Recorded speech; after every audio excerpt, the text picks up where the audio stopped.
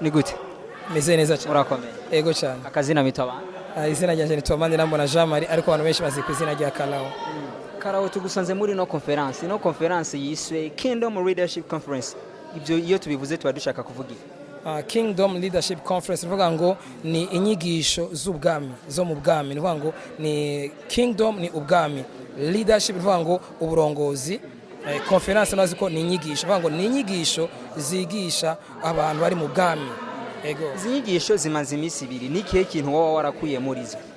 Izi nyigisho ni inyigisho nziza cyane gose zikenewe na cyane cyane ku ishengero ry'uno munsi, kubera ko ishengero uno munsi abantu benshi bararushe, barakeneye kumenya ukuri kujanye n'ingene babaho. Sinzi ko wumvise akantu yigeze kwigisha umwungere ko arigisha uno munsi, yari ko aravuga ngo nk'ibi bintu hari ibintu bimenyerewe cyane gose, abantu bavuga ngo daddy canke mami.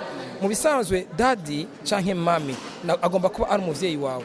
Rero umuvyeyi wawe hariho byinshi tuzo kuba azi kubijanye n'umwana wiwe, atsa kumenya ingene umwana afungura, ingene umwana abayeho, ingene umwana yambara n'ibintu byinshi. Rero yatwigisha ikintu gikomeye cyane kuvuga ngo daddy si umuntu wari wese kwita daddy. No munsi urabona ko abantu benshi barahurumbira ico kintu, ugwaruka gwinshi guhamagara daddy umuntu wese babonye ngo ni daddy ariko bigiye kumfasha nanje ingene zo kwigisha abajene kumenya gutandukana ibintu.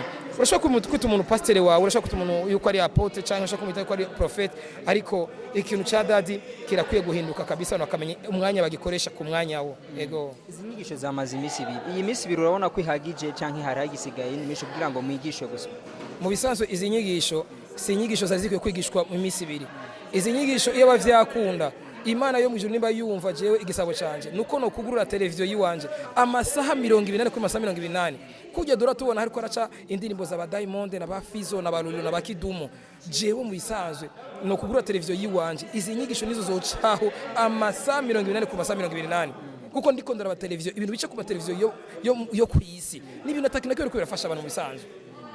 Niki kintu nonewe ugiye gukora ku rundi gwaruka canka abandi bantu batashoboye gushika hano kugira ngo nabo bagire iyo mpinduka wumva nawe ushaka? Je mu bisanzwe nagira amahirwe kwanza yo kuba muri kino kibanza kugira ngo nkukirane izi nyigisho, igira kabiri izi nyigisho zashoboye guhindura ubuzima bwanje n'ibindi bintu byinshi. Igira gatatu nuko nafashe ingingo yuko ivyo nahawe ivyo numvisiye aha hantu ngiye kubihereza abantu bataronse akajya ko gushika ngaha anya. Urashobora kumbaza ngo nibihe wahawe nibihe wakwenga muri kino kibanza. Ivyo nakwenga muri kino kibanza ni ibintu bivuga ngo ihinduka ntirisaba abantu benshi, ihinduka n'umuntu umwe wenyene gusa yumva yuko hageze yuko ahindura ibintu. Ihinduka ntirisaba ko isoko ry'abantu byose rihindura, no, ihinduka n'umuntu umwe wenyene gusa hanyuma nawe agaca ahindura ibintu. Ego. Karao, ni kihe kintu kindi mugiye gutegura ko twigeze kumva ko hateguye indirimbo kubijanye n'ibi bintu? Nanavuze yuko vyo nkundira Imana mu junimba inyumva iyo mpereza televiziyo nkagira ati mugabo ko ubwo buryo bwo kugira televiziyo ntaraburonka.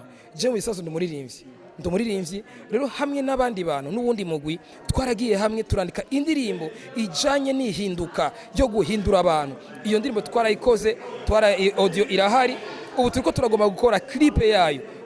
Hamwe n'uyu mwungere nyene yigishije muri Amiga y'uno munsi yaratwemereye yuko agiye kudusponsoriza kugira ngo dukore album y'ama audio n'ama video, ariko tuvuga ku bintu byo guhindura abantu, kuko abantu benshi bararirimba ibintu gasanga nakupenda naco bifasha abantu. Abandi nabo bakaririmba ngo tugiye mwijuru gukora iki, hari igituma Imana yakoze ngaha anye kwisi. Rero tugiye gusora indirimbo nyinshi zivuga ingene ivyo abantu bategeza gukora ngaha anye kwisi kugira ngo duhindure ibintu ngaha anye kwisi. Nibwo butumwa buzaba buri muri izo ndirimbo. Nibwo butumwa buzaba buri ngaha anye muri izo ndirimbo, kuko abantu uri kurabwira kuja mwijuru, abantu bakeneye kuja mwijuru no munsi. Nuhe muntu wombira no munsi abantu bose barimba ngo kuja mwijuru, kandi kuja mwijuru nta muntu aduga guco nyene mwijuru abaza kwaza gufa, ariko umuntu wese ashitse imbere y'urupfu acatangura kujugumira. Nivuga ngo no munsi abantu barakenera kuja mwijuru. Hari ibindi bintu abantu bakeneye ngaha anye kwisi imbere ko baja mwijuru.